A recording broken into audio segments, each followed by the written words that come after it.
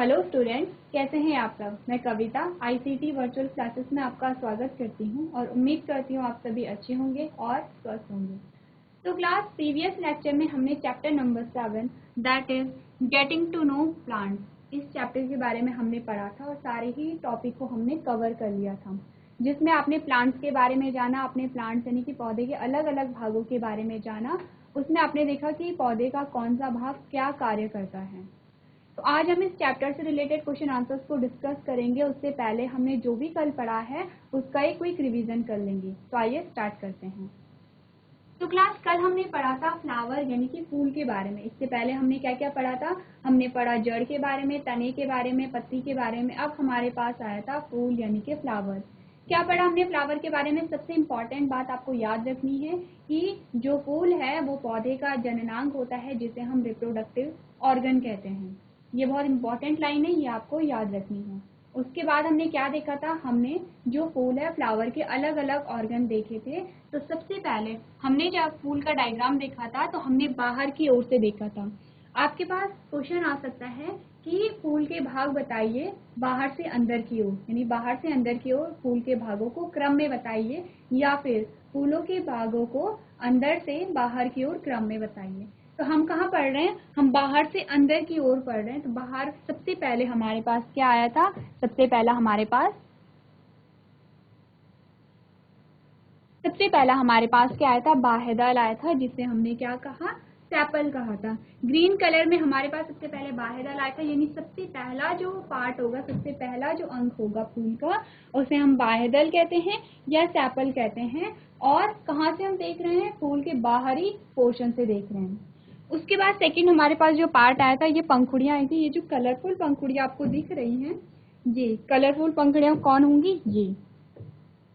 तो इन्हें हमने क्या कहा था, दल कहा था या फिर पेटल्स कहा था। और आपको ये याद रखना है, आपके पास क्वेश्चन आएगा कि बताइए फूल का सबसे आकर्षित पार्ट कौन सा है, सबसे आकर्षित भाग कौन सा है, यानी कि सबसे अट्रैक्टिव पार्ट कौन सा है। तो कौन सा है, दल है, जिसे हम क्या कहते हैं, पेटल्स कहते हैं, जिसे आप पंखुड़ियां भी कहते हैं। ये क्या है, फूल की पंखुड़ियां हैं। साथ ही हमने क्या बात की थी, फूल की जो पंखुड़ियां होती हैं, अलग अलग फूल में जो पंखुड़ियां कहिए, दल कहिए या फिर पेटल्स कहिए, इनका जो नंबर होता है अलग अलग फूल में अलग अलग इनका नंबर होता है। किसी में 4 हो सकती है, किसी में 6 हो सकती हैं, यानी कि अलग अलग फूल में इनका जो नंबर होगा वो अलग अलग होगा। ये दूसरा भाग है। पहला भाग हमारे पास बाह्य दल आया, दूसरा भाग हमारे पास दल आया, तीसरा भाग हमारे पास क्या आया, स्टेमेन आया। तीसरे भाग हम की जब हमने बात की तो हमारे पास स्टेमेन आया, जिसे हमने क्या कहा, पुंकेसर कहा। अब पुंकेसर में क्या होता है, पुंकेसर क्या है, फूल का मेल रिप्रोडक्टिव पार्ट है, यानी कि जिसे पुंकेसर है ये क्या है, मेल रिप्रोडक्टिव पार्ट है। इसे दो भागों में हमने पढ़ा था। ऊपर वाला ये जो भाग है इसे हमने कहा था परागकोश या फिर एंथर, और नीचे ये जो डंडी है इसे हमने क्या कहा था, पूर्णतंतु कहा था या फिर फिलामेंट कहा था।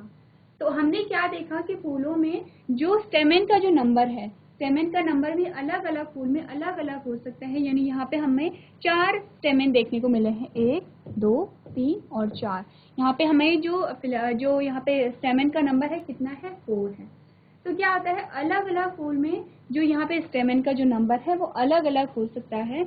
उसके बाद हमने लास्ट पार्ट की बात की थी, ये जो अंदर का जो पार्ट बचता है क्या है, सबसे आंतरिक भाग, सबसे इंटरनल पार्ट कौन है फ्लावर का, वो है पिस्टिल, जिसे हम स्त्री केसर कहते हैं। और जैसे ही नाम इंडिकेट कर रहा है कि ये क्या है, फीमेल रिप्रोडक्टिव पार्ट है किसी भी फ्लावर का। अब ये जो फीमेल रिप्रोडक्टिव पार्ट है ये 3 भागों में हमने डिवाइड किया है। यहाँ तक इससे ऊपर वाले पोर्शन को हमने कहा वर्तिकाग्र, जिसे हम कहते हैं स्टिग्मा।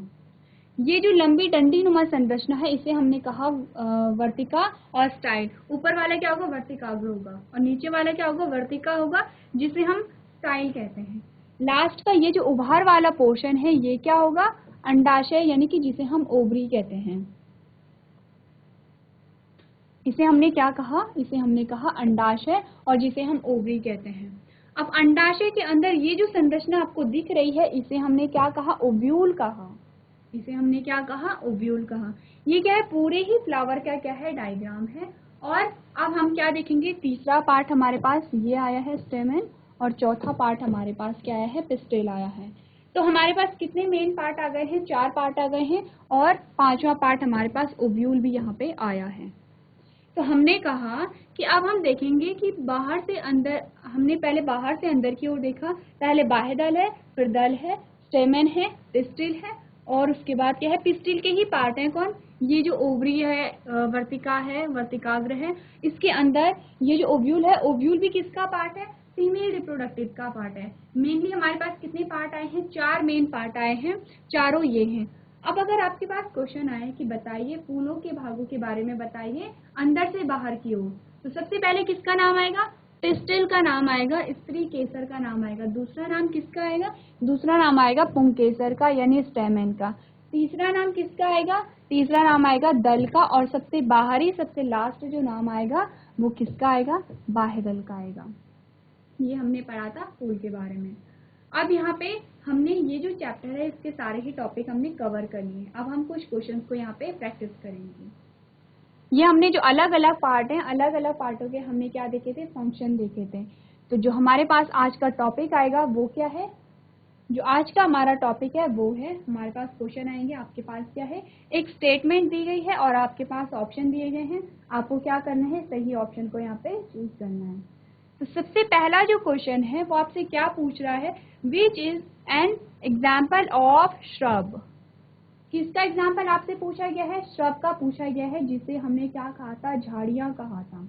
अब सबसे पहले ये जो वाक्य है इस स्टेटमेंट के बारे में हम थोड़ा जान लेंगे। हमारे पास यहाँ पे श्रब का नाम आया है, तो हमने क्या देखा था, हमने जब प्लांट यानी कि पौधों के बारे में जाना था तो हमने मुख्यतः 3 प्रकार के प्लांट के बारे में जाना था। कौन से, सबसे पहले हमारे पास हर्ब्स आए हैं, फिर हमारे पास श्रब आए हैं, उसके बाद हमारे पास ट्री आए हैं। 3 प्रकार के मुख्यतः हमने यहाँ पे प्लांट्स की बात की है, जो हमने क्या कहा था, जो सबसे ज्यादा कोमल होते हैं और जिसमें कभी कभी शाखाएं नहीं निकली होती हैं, उन्हें हमने हर्ब्स कहा था। उसके बाद हमने कहा था हर्ब्स से जो थोड़ा सा बड़े जो पौधे होते हैं, जिनका तना तो कठोर होता है लेकिन मोटा नहीं होता है, उसे हमने क्या कहा था, श्रब कहा था। उसके बाद हमने कहा था ऐसे प्लांट जो क्या होते हैं, बहुत बड़े बड़े होते हैं, इनके जो तने होते हैं वो कठोर भी होते हैं और थिक भी होते हैं यानी मोटे भी होते हैं, उसे हमने क्या कहा था, ट्री कहा था। 3 प्रकार के हमने किसकी बात की थी, प्लांट की बात की थी। अब हम जानेंगे हमारे पास जो 4 ऑप्शन में दिए हैं, 4 विकल्प हमारे पास हैं, 4 विकल्पों में से आपको बताना है इनमें से कौन सा है जो श्रब है। अब हर्ब्स को हमने क्या कहा था, जड़ी बूटी कहा था। इस प्रकार के पौधे हमने क्या कहा था, जड़ी बूटी कहा था। श्रब को हमने क्या कहा था, झाड़ियां कहा था। और ट्री को हम क्या कहते हैं, ट्री को हम पेड़ कहते हैं। हमें क्या बताना है, हमें झाड़ियां बताना है। आपके पास सबसे पहला ऑप्शन है स्पिनेच। क्या होता है स्पिनिच, पालक जो होती है। सेकेंड है मैंगो ट्री यानी कि जो आम का जो पेड़ होता है। सी है टोमेटो प्लांट यानी कि जो टमाटर का जो पौधा होता है। लास्ट है लेमन यानी कि नींबू का जो पेड़ होता है। अब आपको बताना है कि इनमें से जो श्रब है वो कौन सा है। सबसे पहले हम श्रब के बारे में बात करें तो मैंगो ट्री को हम हटा लेंगे, क्योंकि ये ट्री हमें बता रहा है, हमें क्या बता रहे हैं, ये नाम ही इंडिकेट कर रहा है मैंगो क्या है, एक ट्री है। उसके बाद हम देखेंगे स्पिनिच। अब स्पिनिच कैसी होती है, बहुत ज़्यादा कोमल होती है। कैसी कोमल होती है, इसमें क्या होते हैं, तने, इससे शाखाएं नहीं निकलती हैं तनों से। तो स्पिनिच क्या होगा, हर्ब्स होगा, तो स्पिनिच को भी हम हटा देंगे। हमारे पास 2 ऑप्शन बचते हैं, एक तो होता है टोमेटो प्लांट और एक होता है लेमन का प्लांट। अब टोमेटो प्लांट की अगर हम बात करें तो टोमेटो प्लांट भी क्या होता है, बहुत छोटा होता है, इसका जो तना होता है बहुत मुलायम होता है, सॉफ्ट होता है। तो टोमेटो प्लांट भी यहाँ से हट जाएगा और हमारे पास हमारा जो यहाँ पे आंसर आएगा, हमारा ये जो यहाँ पे आंसर आएगा वो आएगा लेमन। यानी कि नींबू का आपने जो देखा होगा, पौधा देखा या पेड़, आप जो भी हम नाम यहाँ पे यूज करते हैं, तो नींबू का जो पेड़ होता है वो मेनली क्या होता है, वो होता है श्रब होता है। यानी कि ये ऐसा नहीं होगा कि इसका जो तना है बहुत मोटा होगा। तना कैसा होता है, कठोर होता है लेकिन बहुत मोटा नहीं होता है। और क्या होगा, जो हर्ब्स होते हैं हर्ब्स से थोड़ा सा बड़ा होगा। तो क्वेश्चन नंबर 1 का जो आंसर हमारे पास आया वो आया लेमन। तो इसके आंसर को आप अपनी कॉपी में नोट करेंगे।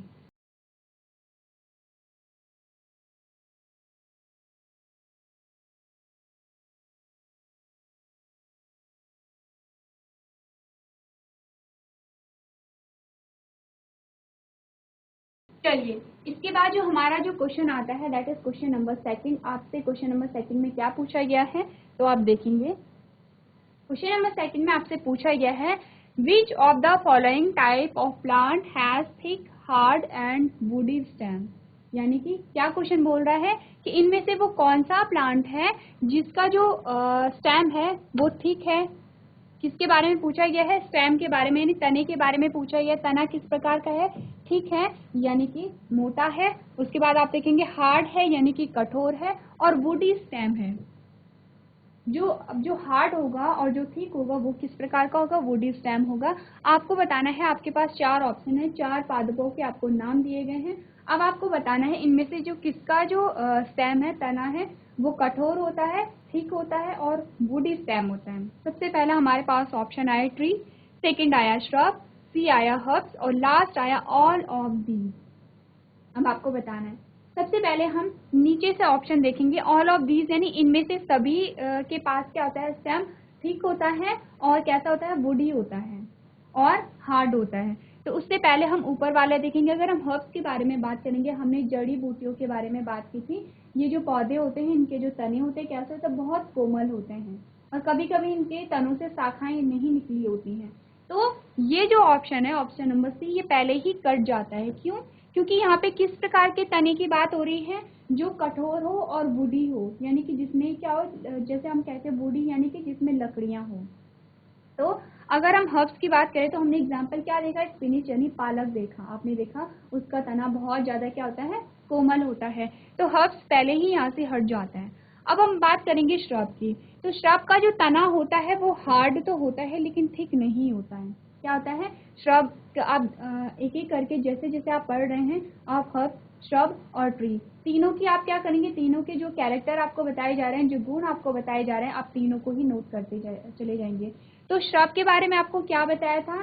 ये जो पौधे होते हैं, इनका जो तना होता है वो हार्ड तो होता है लेकिन क्या होता है? थिक नहीं होता है। इसलिए हमारा ये जो आंसर होगा वो श्रब भी नहीं होगा।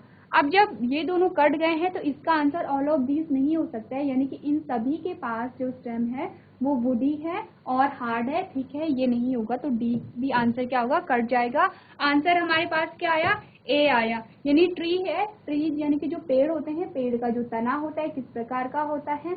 हार्ड होता है, थिक होता है और वुडी होता है, यानी कठोर होगा और जो तना होगा, तने की जो मोटाई होगी वो अधिक होगी और वुडी स्टेम यहाँ पे हमें देखने को मिलेगा।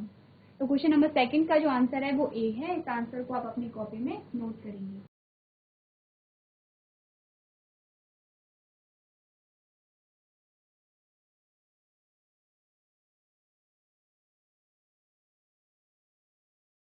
चलिए, इसके बाद जो नेक्स्ट हमारे पास आता है वो आता है क्वेश्चन नंबर थर्ड।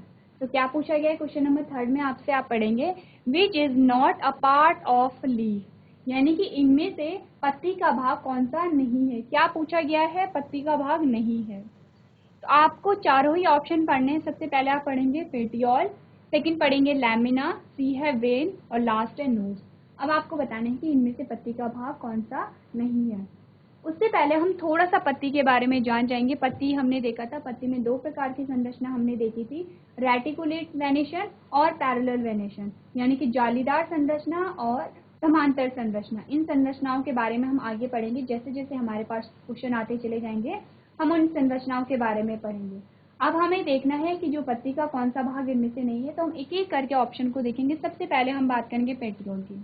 तो पेटियोल हमने कहा था कि पेटियोल जो पत्ती है वो भाग होता है जहाँ से जो पत्ती है वो तने से जुड़ी हुई होती है, यानी पेटियोल के माध्यम से पत्ती कहाँ से जुड़ी होगी? तने से जुड़ी होगी। इसका मतलब ये भी क्या है? पत्ती का भाग है। उसके बाद हम लैमिना कहेंगे। हमने कहा जो चौड़ा जो भाग होता है वो क्या होता है पत्ती का? उसे हम क्या कहते हैं? लैमिना कहते हैं। इसका मतलब लैमिना भी क्या है? पत्ती का भाग है। अब हम वेन कहेंगे। वेन यानी शिराओं के बारे में हमने पढ़ा। हमने कहा पत्ती के अंदर बहुत सारी धागे नुमा संरचनाएं होती हैं। आप देखेंगे, आपको जैसे आपने पत्ती को तोड़ा और आप इस प्रकार से पत्ती को देखेंगे तो बहुत सारी धागे नुमा संरचनाएं होती हैं, इन्हें हम वेन कहते हैं। तो वेन भी क्या है? पत्ती का ही भाग है। लास्ट हमारे पास आया नोड्स। अब नोड्स क्या होती है? नोड्स पत्ती का भाग नहीं होती हैं। नोड्स किसका भाग है? नोड्स तने का भाग है, यानी कि स्टेम का भाग है। तो इस क्वेश्चन का आंसर हमारा क्या होगा? डी होगा, यानी कि जो नोड्स हैं वो पत्ती का भाग नहीं होते हैं। तो क्वेश्चन नंबर 3 का जो आंसर होगा वो होगा डी। तो इस आंसर को आप अपनी कॉपी में नोट कर सकते हैं।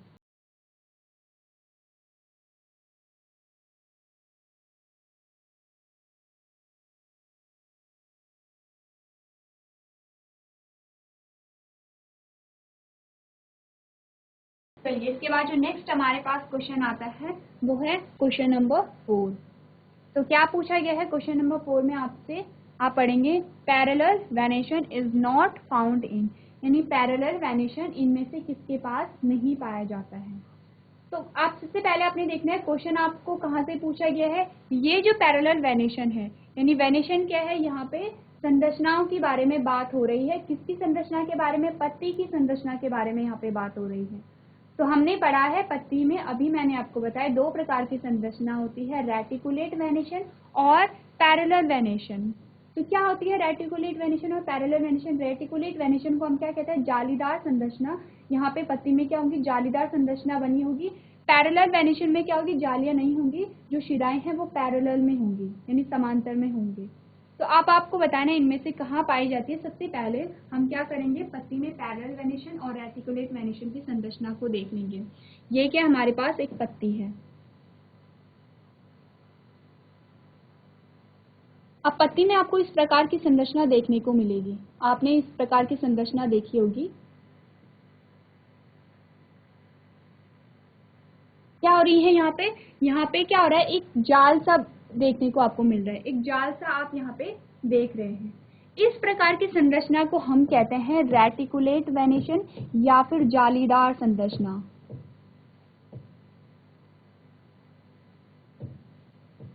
क्या काम ने इसे, या तो हम रेटिकुलेट कहेंगे या फिर जालीदार संरचना कहेंगे। यानी यहाँ पे क्या हो रहा है, जाली सी संरचना आपको देखने को मिल रही है। और दूसरी हमने बात की है पैरेलल वेनेशन। क्या होता है पैरेलल वेनेशन, इस प्रकार की आपने देखी होगी, इस प्रकार की पत्ती आपने देखी और यहाँ पे इस प्रकार से शिराएं होती हैं। अब यहाँ पे ये जो शिराएं हैं कैसी हैं, पैरेलल हो रही हैं। पैरेलल यानी कि एक दूसरे के क्या है, समांतर है, एक दूसरे को नहीं काट रही हैं। तो इसे हमने क्या कहा, पैरेलल वेनेशन कहा या फिर समांतर कहा। इसे हमने क्या कहा, पैरेलल वेनेशन कहा या समांतर संरचना कहा। अब आपको देखना है, दोनों ही पत्तियों को आपने देखा, इसमें क्या देखा, रेटिकुलेट वेनेशन देखा, इसमें पैरेलल वेनेशन देखा। अब आपको क्या देखना है, यहाँ पे क्वेश्चन को देखना है कि इस प्रकार की पत्तियां कहाँ पाई जाती है। सबसे पहले ऑप्शन में है शुगर केन, यानी कि गन्ने। अब आपको ध्यान रखना है कि गन्ने की जो पत्तियां होती हैं किस प्रकार की होती हैं। सेकेंड हमारे पास ऑप्शन है पीपल, पीपल की जो पत्ती होती है किस प्रकार की होती है। नेक्स्ट है मेज और लास्ट है व्हीट, यानी कि गेहूं। अब आपने चारों ही चीजें देखी हैं। आपने मेज का भी पौधा देखा है, यानी कि जो मक्की का जो पौधा होता है वो भी आपने देखा है, अपने व्हीट का भी देखा है, पीपल और शुगर केन, चारों के ही हमने क्या देखे हैं, प्लांट देखे हैं, चारों की हमने लीफ देखी है। क्वेश्चन हमसे क्या पूछा जा रहा है कि parallel venation is not found in, यानी कि पैरेलल वेनेशन क्या होगा, ये है पैरेलल वेनेशन। ये हमें पूछा जा रहा है इस प्रकार का जो वेनेशन है इनमें से किसकी पत्ती में नहीं पाया जाता है। तो हमने क्या देखा, शुगर केन का आपने पौधा देखा होगा और आपने देखा इस प्रकार का जो वेनेशन है शुगर केन में पाया जा रहा है। इसका मतलब सबसे पहले तो हम इस ऑप्शन को हटा देंगे, शुगर केन को हम हटा देंगे, क्योंकि शुगर केन में क्या होती है, पैरेलल वेनेशन पाया जाता है। आपको क्वेश्चन का आंसर करने से पहले क्वेश्चन को देखना है पूछ क्या रहा है, पूछ रहा है कि किसमें पैरेलल वेनेशन नहीं पाया जाता है। तो हम क्या देखेंगे, शुगर केन में अगर पाया जाता है तो इस क्वेश्चन के हिसाब से शुगर केन को हम हटा देंगे। उसके बाद हमने देखा पीपल, पीपल का पौधा आपने देखा है, पीपल का पौधा नहीं होता है, पीपल का पेड़ आपने देखा है और उसकी पत्ती भी आपने देखी है। तो किस प्रकार की पत्ती होती है पीपल में, इस प्रकार की या इस प्रकार की। तो आपने देखा होगा कि इस प्रकार की संरचना आपने देखी है किसमें, पीपल के पेड़ में। यानी कि पीपल के पेड़ की पत्ती में किस प्रकार की संरचना पाई जाएगी, रेटिकुलेट वेनेशन या फिर जालीदार संरचना। इसका क्या मतलब है, इसका मतलब है इसमें पैरेलल वेनेशन नहीं पाया जा रहा है, इसमें जालीदार संरचना पाई जा रही है। तो पीपल को हम यहाँ पे टिक कर लेंगे कि पीपल की जो पत्तियां होती हैं उसमें जो पैरेलल वेनेशन नहीं पाया जाता है। तो हमारा आंसर हमें मिल गया है, आंसर क्या है, बी है। उसके बाद हम दो जो ऑप्शन है उसे भी देख लेंगे। हम अगर मेज की बात करें तो आप देखेंगे मेज की पत्ती भी कुछ इस प्रकार की ही होती है, यानी कि कौन सा वेनेशन पाया जा रहा है, पैरेलल वेनेशन पाया जा रहा है। और अगर हम बात करें व्हीट की, यानी गेहूं के पौधे को आपने देखा तो उसके पौधे में भी जो वेनेशन होता है कुछ इसी प्रकार का पाया जाता है, यानी पैरेलल वेनेशन पाया जाता है। अब आपके पास क्या आंसर है, अब आपके पास 3 एक ऐसे पौधे आ गए हैं जिनकी पत्तियों में पैरेलल वेनेशन पाया जाता है या फिर समांतर संरचना पाई जाती है। तो अगर आपके पास क्वेश्चन आता है कि कुछ पौधों का एग्जाम्पल दीजिए जिनकी पत्तियों में पैरेलल वेनेशन पाया जाता है या फिर समांतर संरचना पाई जाती है। 3 आपके पास एग्जाम्पल आ गए हैं, शुगर केन आ गया है, मेज आ गया है और वीट आ गया। 3 आपके पास एग्जाम्पल यहाँ पे आ गए हैं। और इस क्वेश्चन का जो आंसर होगा, इस क्वेश्चन का आंसर क्या होगा? पीपल होगा। तो इस क्वेश्चन का आंसर आप अपनी कॉपी में नोट कर सकते हैं।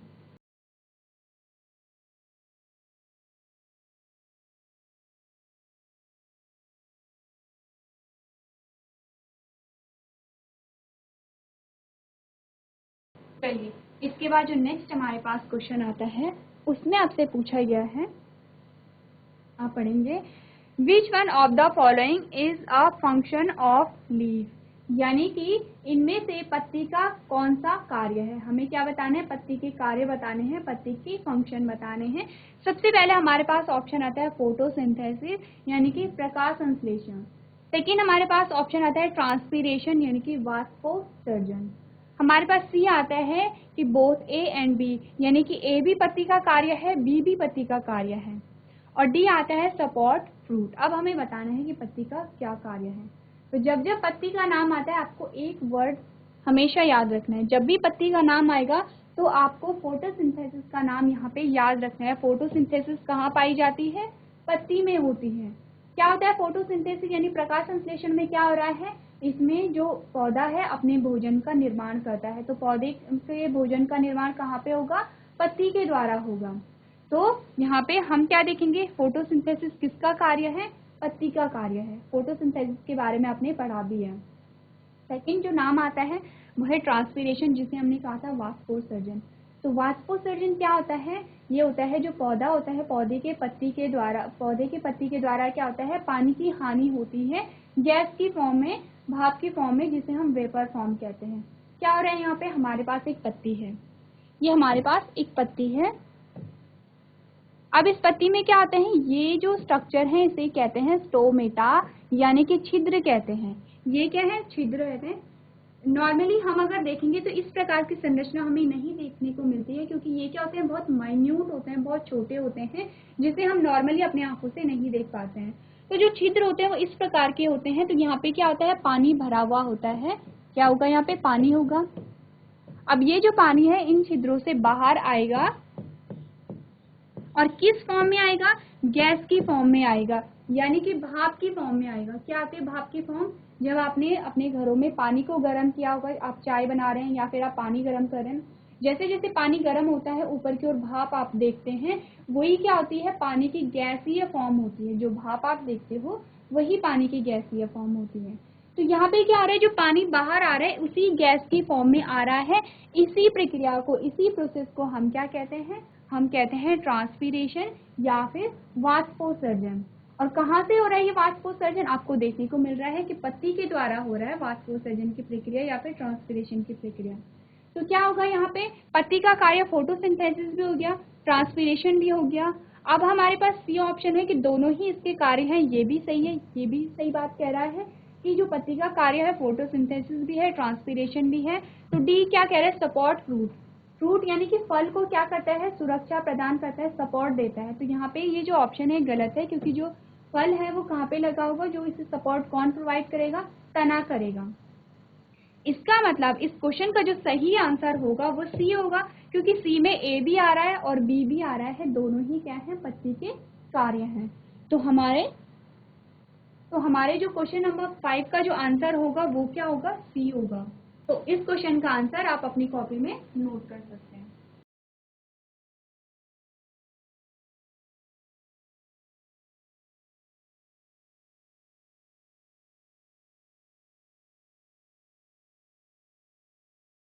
चलिए, इसके बाद जो नेक्स्ट हमारे पास क्वेश्चन आता है वो है क्वेश्चन नंबर 6। क्या पूछा गया है इसमें आपसे? आप पढ़ेंगे, leaf venation and type of root is correctly paired in, यानी कि लीफ का जो वेनेशन होता है, पत्ती की संरचना, और जड़ के जो प्रकार है किस प्रकार से एक दूसरे से संबंधित हैं।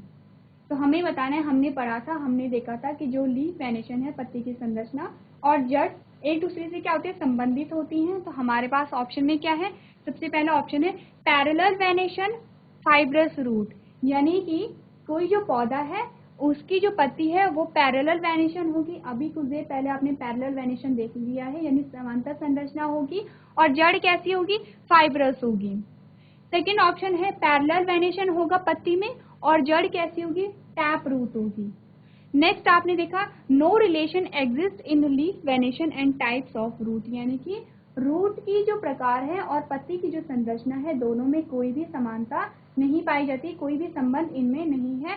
और लास्ट है रेटिकुलेट वेनेशन और फाइब्रस रूट, यानी क्या होगा? रेटिकुलेट वेनेशन है और रूट कैसी है? फाइब्रस है। अब हमें सबसे पहले क्या करना है? सबसे पहले हमें ऑप्शन नंबर सी को देखना है। क्या कह रहे हैं option number C? No relation exist in leaf venation and types of root, यानी कि पत्ती की संरचना और जड़ के प्रकार में कोई भी संबंध नहीं है। ये जो ऑप्शन है ये गलत है, क्योंकि हमने क्या पढ़ा था? हमने पढ़ा था कि जो पत्ती की संरचना होती है, जड़ का प्रकार, जड़ के जो प्रकार होते हैं उन दोनों में ही संरचना है। सबसे पहले हम इस ऑप्शन को हटा लेते हैं। उसके बाद हम देख लेते हैं कि यहाँ पे हमने ये जो पत्ती की जो संरचना है पैरेलल वेनेशन भी देखा, रेटिकुलेट वेनेशन भी देखा। अब हम जड़ में क्या देखेंगे? फाइब्रस रूट और टैप रूट को हम देख लेते हैं कि किस प्रकार की संरचना हमें देखने को मिलती है। हमने क्या कहा?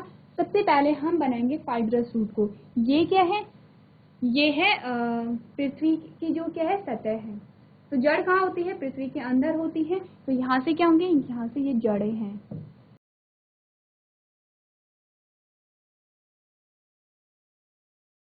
ये क्या है? फाइब्रस रूट है। इसे हम क्या कहते हैं? फाइब्रस रूट कहते हैं। ये किस प्रकार की रूट होगी? फाइब्रस रूट होगी। अब हम टैप रूट को देखते हैं। टैप रूट क्या होगी? कुछ इस प्रकार की होगी। किस प्रकार की? ये रूट है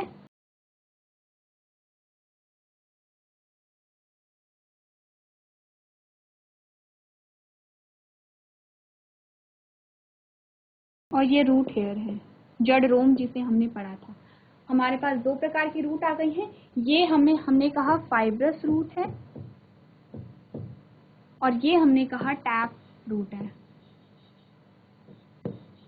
दोनों प्रकार की रूटें अब हमने पढ़ ली है। अब हमें जानना है फाइब्रस रूट में जो पत्ती होगी वो किस प्रकार की होगी और टैप रूट में जो पत्ती होगी वो किस प्रकार की होगी। तो हमने क्या पढ़ा था? फाइब्रस रूट कहाँ पाई जाती हैं?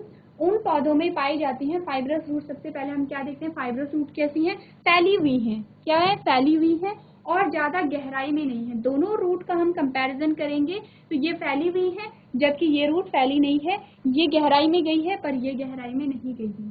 फाइब्रस रूट किस प्रकार के पौधे में होगी? जो क्या होंगे? छोटे पौधे होंगे। और छोटे पौधे होंगे तो छोटे पौधों की जो जड़ें होती हैं वो ज्यादा गहराई में नहीं जाती हैं, वो फैली हुई होती हैं। तो ये जो छोटे पौधे होते हैं इनमें किस प्रकार की पत्ती पाई जाती है? इसमें पैरेलल वेनेशन हमें देखने को मिलता है। यानी किस प्रकार का वेनेशन होगा यहाँ पे? ये क्या होगा? स्टेम होगा और यहाँ से क्या होगी? पत्ती हमें देखने को मिलेगी। ये क्या है? पत्ती है और इस प्रकार का वेनेशन हमें देखने को मिल रहा है। कैसा है ये? पैरेलल वेनेशन हमें देखने को मिल रहा है। जबकि जब हमने बात की थी टैप रूट की, तो टैप रूट में क्या हो रहा था? टैप रूट कहाँ पाई जाती है? वृक्षों में पाई जाती है, पेड़ों में पाई जाती है, क्योंकि पेड़ जितना बड़ा होगा उसकी जो जड़ें होंगी उतनी ही गहराई में जाएंगी। यहाँ हम क्या बात कर रहे थे? छोटे पौधे की बात कर रहे थे। पौधा छोटा है, उसकी जड़ें क्या होंगी? ऊपर रहेंगी बट फैली हुई रहेंगी। अब जो पेड़ जितना बड़ा होगा उसकी जो रूट होंगी उतनी गहराई में जाएंगे। तो इसमें जो पत्तियां होंगी किस प्रकार की होंगी? ये तना है, ये तना है और यहाँ से जो पत्ती निकल रही है वो किस प्रकार की है? इसमें पाया जा रहा है रेटिकुलेट वेनेशन, यानी कि किस प्रकार की संरचना पाई जा रही है? जालीदार संरचना पाई जा रही है। अब हमें देखना है कौन मैच हो रहा है। यहाँ पे फाइब्रस रूट है तो पैरेलल वेनेशन है, यहाँ पे टैप रूट है तो क्या है? रेटिकुलेट वेनेशन है। तो हमने अब ऑप्शन को देखना है। हमने कहा पैरेलल वेनेशन के साथ फाइब्रस रूट आया, पैरेलल वेनेशन है, फाइब्रस रूट है, ये ऑप्शन सही है। हमने कहा पैरेलल वेनेशन है, टैप रूट है, पैरेलल वेनेशन के साथ क्या है? रूट टैप रूट नहीं है, ये ऑप्शन गलत है, ये ऑप्शन ऑलरेडी गलत है। हमने कहा रेटिकुलेट वेनेशन और फाइब्रस रूट। रेटिकुलेट वेनेशन के साथ क्या हो रहा है? रेटिकुलेट वेनेशन है, टैप रूट है, फाइब्रस रूट नहीं है, यानी कि हमारा जो ऑप्शन नंबर डी है वो भी गलत है। आंसर क्या होगा हमारा? ए होगा। इनमें से ये क्या है? सही पेयर है। पैरेलल वेनेशन के साथ क्या आ रहा है? फाइब्रस रूट आ रहा है। तो क्वेश्चन नंबर 6 का जो आंसर होगा वो क्या होगा? ए होगा। इस क्वेश्चन का आंसर आप अपनी कॉपी में नोट करेंगे।